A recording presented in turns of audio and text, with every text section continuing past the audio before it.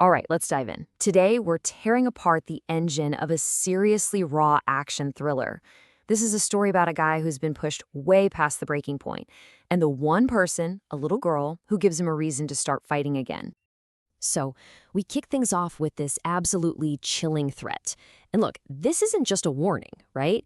It's a curse. It's been carefully, almost surgically designed to cut our guy off from everyone and everything, basically turning his life into a living nightmare.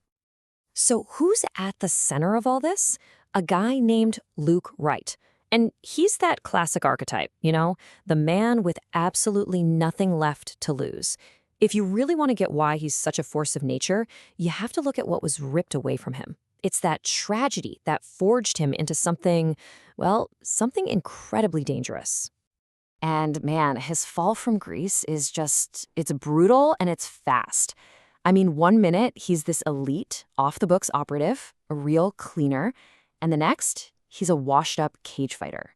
And from there, it's straight down to rock bottom. A guy who has literally no reason to get up in the morning. Yeah, and this is the really cruel part. The mob didn't just kill his wife. They went a step further. They engineered his loneliness. They put this curse on him, making sure anyone he even tries to befriend will end up dead. And in doing that, without even realizing it, they created the perfect weapon, a ghost, a guy who's completely off the grid and has zero to lose.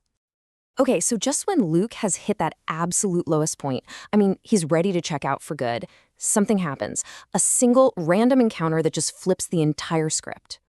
And this right here, this is the moment everything changes. He sees this little girl, May, being chased down by the exact same mobsters that destroyed his life. And it's like a switch flips inside him. Something that's been dead for a long, long time just wakes up.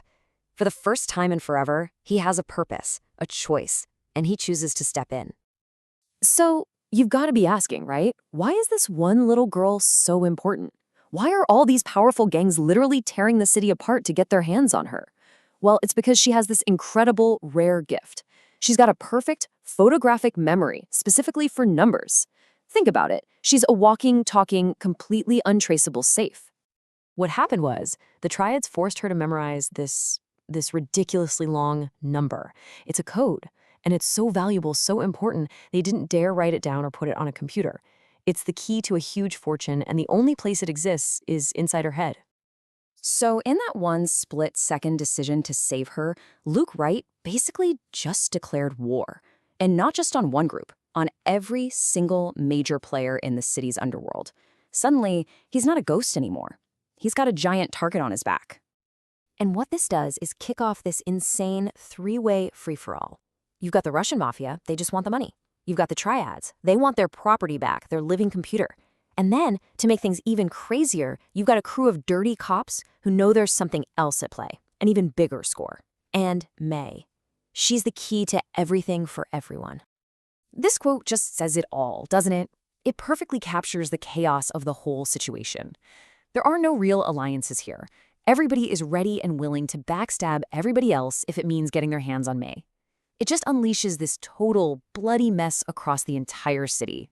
So think about it. He's totally surrounded, completely outgunned, the mob, the cops, everyone is after him. And at this point, Luke makes a decision. He's done running. He's switching from defense to offense. He starts playing a new game, and it is a brilliant, high-stakes, and incredibly dangerous one. And this is where you really see the guy's genius come out. He knows he can't win a straight-up fight, so he doesn't try to outmuscle them, he outthinks them. It's amazing to watch. He just masterfully pits all three groups against each other, basically turning their own greed into a weapon that he can use. See, here's the secret weapon Luke has. While everyone else is going crazy fighting over one prize, the money, Luke is the only one who knows there are actually two prizes. That code May memorized? Yeah, it opened the safe with the $30 million, but it was also the key to a second safe. And inside that one, a disk with enough dirt to burn the whole city's political establishment to the ground. I love this line. When an old contact calls him a garbage man, this is his answer. It's just this cold, hard reminder of who he really was. He wasn't some guy on the beat. He wasn't a detective. He was the guy they sent in when they needed a problem to just vanish permanently. And yeah, you could say he's officially back on the job. So after all the chaos, all the fighting, the guns finally go quiet. The dust starts to settle. And you're left wondering, okay, what's next? What could the future possibly hold for the two people left standing in the middle of all this wreckage? I mean, the aftermath is it's staggering. What Luke accomplishes in his one-man war is insane. In just one night, he systematically takes apart the entire criminal and political machine that was trying to crush him. He just removes every single threat to him and May from the board. Gone. They didn't just make it out alive, they actually won. But, this isn't some happy-go-lucky fairy tale ending. Let's be real. They're both broken people, scarred by everything they've been through. And this, for me, is the real emotional core of the whole thing. Luke is smart enough to know he can't be a father figure, not after the life he's led. So he offers her something real, something honest, his friendship, no matter what. And out of all that violence and destruction, these two lost souls managed to build a new kind of family for themselves. And the story ends with this powerful, kind of bittersweet line. It really leaves you with something to chew on, right? It makes you wonder, in a world like this, is safe even a real thing? Is it a place you can finally get to and just be?